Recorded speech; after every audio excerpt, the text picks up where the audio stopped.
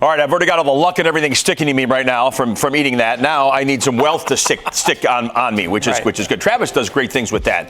One thing I'm not good at, you probably are pretty good at this, emergency funds. You got to save the money in case there's an emergency, but we never think there's going to be an emergency, but there always is. Yeah, you always live in the moment, but you got to always plan for the future. That's right. Yeah. All right, welcome back to the show. Let's dive right in. What are the things we need to be thinking about as it relates to setting up, and why do we need one? All the things. I mean, basically, the first question is, what is an emergency fund? And really, in literalist form, it's just putting money aside for unplanned expenses.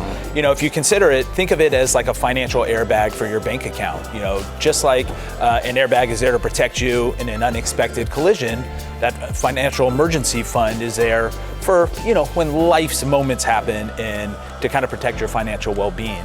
Your normal savings is typically used for your fun stuff, like the vacations, but this emergency fund is there for those moments, things that you didn't expect come into reality.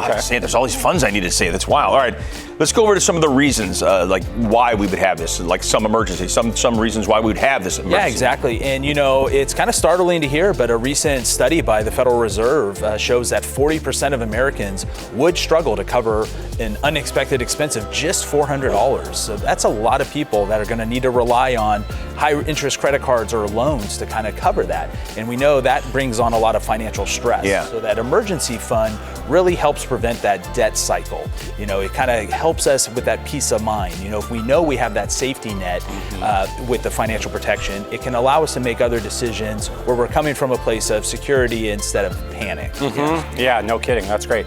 When Gary has a moment of panic and he realizes that he has an emergency, he's got to run back to the casino. Well, I'm not sure that qualifies as an emergency.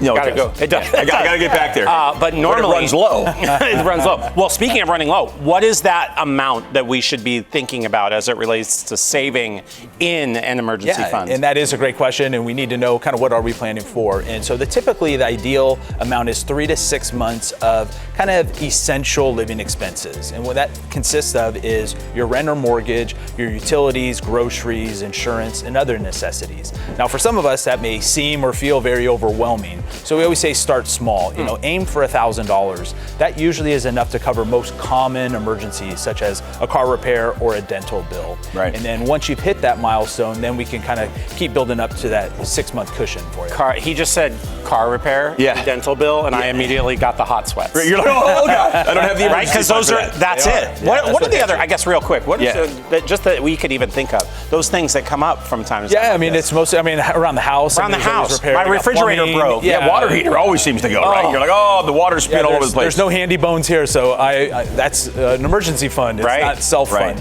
Yeah.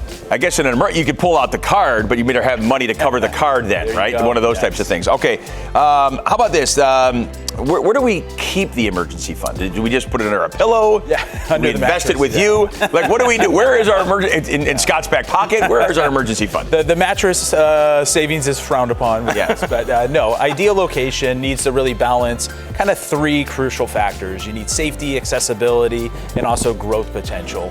You need to be able to access the funds when you need it, but you also want to keep it separate from like your primary everyday checking account. A high interest-bearing savings account is perfect. It earns interest, and the money is always readily available for you. And you can also set up automatic transfers into that account to help continue building your savings. Then you don't even see it. Yeah, set it. Where did that money go? I don't even know. And then it's there. All of a sudden, your coins are just stacking.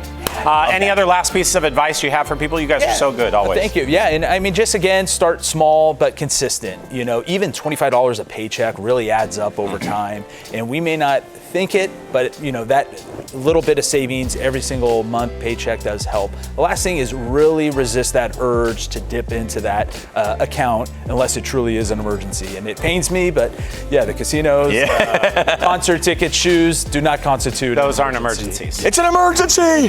It's a flash I have to double down. It's an emergency. Where's that other? It's a BOGO, I got 2 aces. I have to split them. I got to split them. Who's got another $20? Yeah. Stop it. All right, don't do that. Don't do that. Travis uncomfortable because he is a good banker and a good. You're always so great with super the smart. Yeah, great job. There's all that info about establishing our emergency fund. I like the graphic too with the coins stacking up as we went on. That was good. 3 coin machines. Hey, Schoolsfirst, FCU.org for a little more info online.